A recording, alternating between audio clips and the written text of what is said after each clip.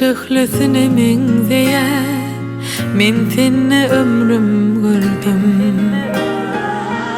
Meni aşık eden bakışlarını canım tenim bilen sevdim.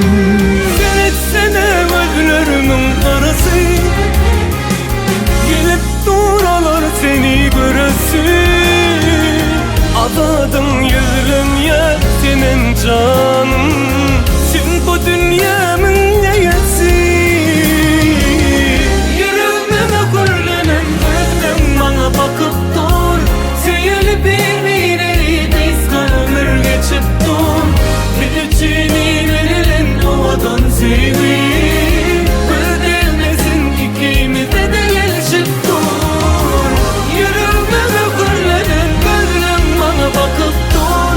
Seyirli bir biz ömür geçip dur. Bir içini verilen havadan sevgi ödemesin ikimize de gelişip dur.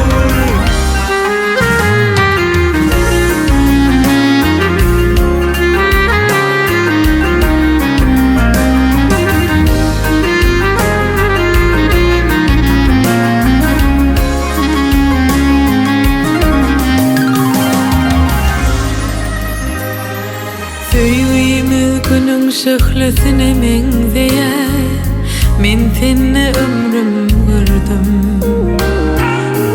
Meni aşık eden bakışlarını canım tenim bilen sevdim. Sen etsene gözlerimin arası, gelip duralar seni göresi. Adadın yüzün ya senin canım, sen bu dünya